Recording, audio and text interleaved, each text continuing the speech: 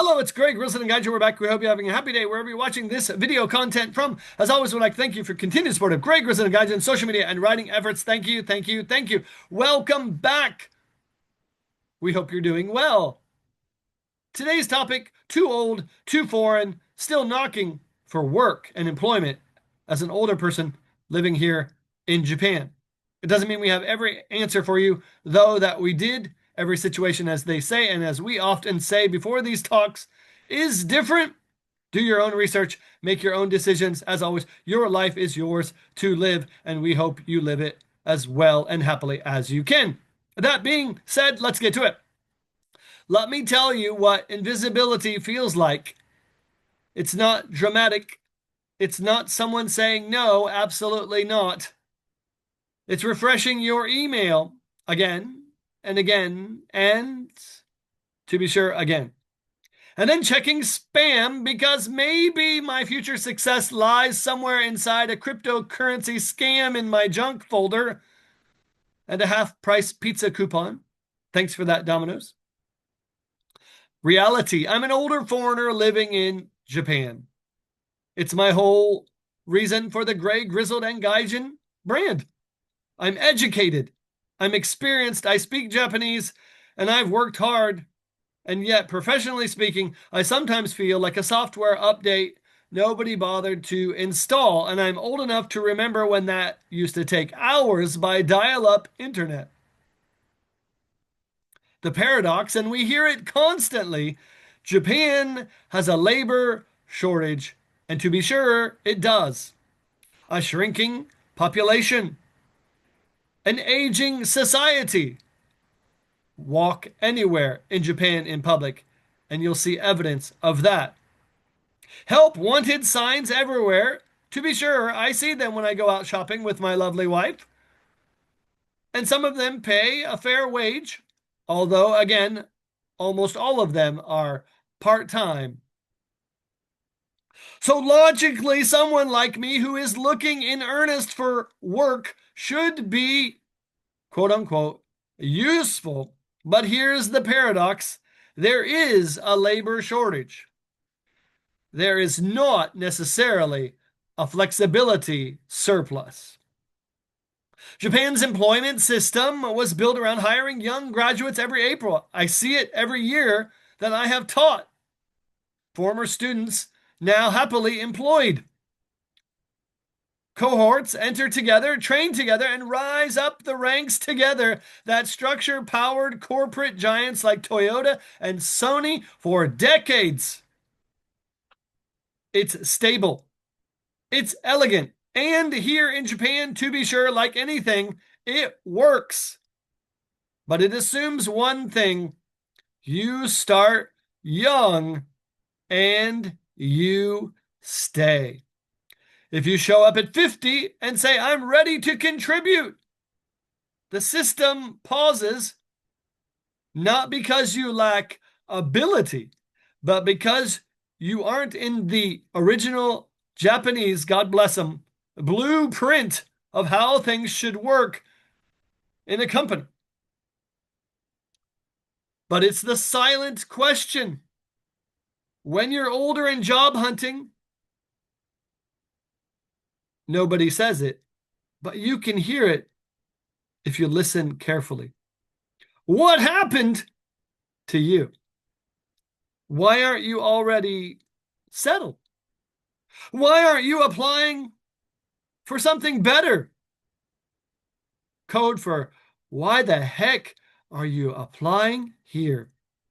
Why are you pivoting if I move out of English teaching as a second language into a corporate structure? Why? It's what American native English speakers do in Japan. And when you're foreign, another question joins in. Will this be complicated? Code for are you trouble? Which Japan, in any circle, hates. A visa? Culture, communication, longevity. Are you going to stay, or is this a stepping stone to something more? You can speak fluent Japanese, of which I am not. You can understand nuance. I'm pretty good at that.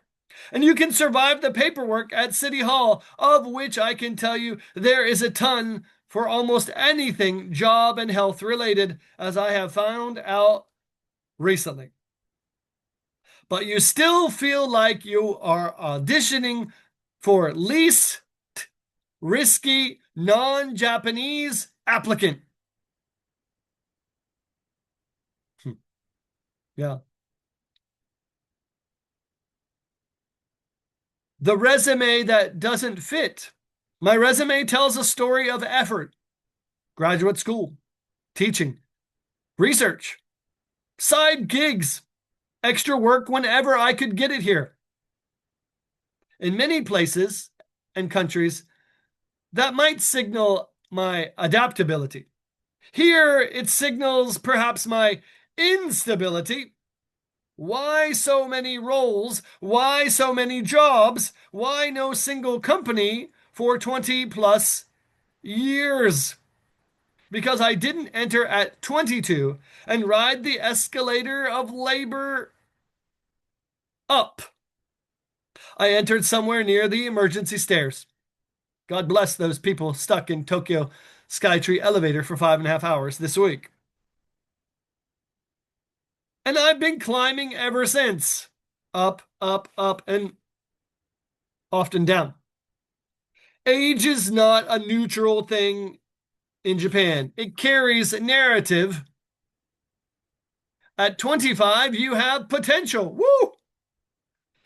Even as a foreigner. At 35, you're building.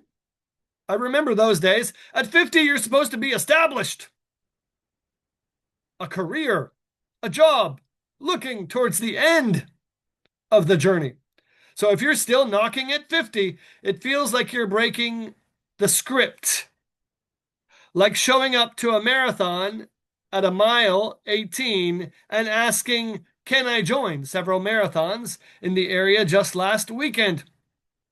Technically, it's possible, but everyone else has been running together for a long, long, long time. It's the accumulation of silence. Rejection rarely arrives loudly. It arrives quietly. Thank you for your interest, or nothing at all. And that silence accumulates. At first, you think it just wasn't a fit. Hey, it happens, right? Good jobs, lots of people apply, tight economy. Coronavirus. After a while, the question changes. Am I the problem? Am I too old? Probably. Am I too foreign? Yes. Am I too complicated? Unlikely. That shift is dangerous in a job search because it moves from circumstance to your personal identity. Also, there's for many lifer, long-term foreigners, the family factor. I'm a father. I don't talk about it much on Greg Grizzled and Gaijin for obvious reasons. So this isn't theoretical. It's groceries. It's tuition. It's stability. And you want your kid to see your persistence, not you sitting at home doing nothing.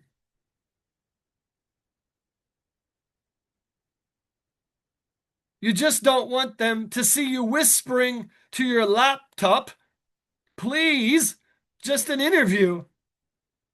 Please give me a chance. A beggar, to be sure. There's dignity in persistence. There's humility in needing opportunity. And both can exist at the same time to varying degrees. Of that, I can tell you. That's why I'm doing this mid-morning on a Wednesday. Then there's the cultural tightrope, to be sure. Even with strong language skills, there's another layer. Japanese workplaces run on nuance. Hierarchy, timing, reading the room. I'm good at all those. You can master grammar. I'm pretty good. Hey, those Kanzen master books are great. I own them all. But cultural instinct takes decades. I have that. Sometimes you laugh a half second late, to be sure. That half second feels small and insignificant, but sometimes it feels the distance between insider and outsider, especially in a company. And it does. And even after 20 plus years here, I still have those moments, and I've had those moments, and I will continue to have those moments. But the hiring decisions here often hinge on comfort. And comfort is powerful. This isn't bitterness, to be sure. Let me be clear. This isn't an attack on Japan. I love living in Japan. I wouldn't be here if I did not, I think. Japan built a system optimized for stability and loyalty in a company. Even Japanese people are not immune to the shift. Younger people, more than ever, are not sticking with the job that they hate. But every system has edges. Older foreigners live at one of those edges when you do not have specific skills and don't live perhaps in the most robust areas of labor. But older foreigners are not broken. We are simply not the standard issue employee. The bigger picture, though, is that Japan is changing. Population decline is real, workforce strain is real, and global integration is real. The question isn't whether Japan needs capable people. They do, and I can promise you that. The question is whether hiring imagination can expand. Can experience be seen as an asset rather than a deviation? I don't know. I'm sitting here. Perhaps no. Can foreigners be seen as perspective rather than risk? I don't know. I'm sitting here talking to you. Because when the system becomes too narrow, they don't just exclude outsiders. That's foreigners. They limit themselves. So we have to reframe this process. And here is what I've learned. If a system doesn't immediately recognize your value, that does not erase your value. It may simply mean you were not part of its original design. And that realization is painful, boys and girls. It is. There's no sugarcoating that. But it's also freeing. Because once you understand you are outside the template, you stop shrinking yourself to fit it. And I have been guilty of that to the nth degree, especially in the last half year and over the years. This is all I can do. This is all I can be. This is who I am. And you start asking, where does my difference matter? Where does my experience solve problems? Where can I build instead of wait? And I'm getting really good at that, to be sure. And I don't have all the answers to those questions, or again, I would not be sitting here mid-morning talking to you. But I'm still knocking. I'm still applying, still refining, and still, most important of all, showing up with experience, with perspective, and with very strong email refresh skills. Because invisibility is not identity. It's a structural condition. And structures and people and countries and times can evolve slowly, gradually, but they can evolve.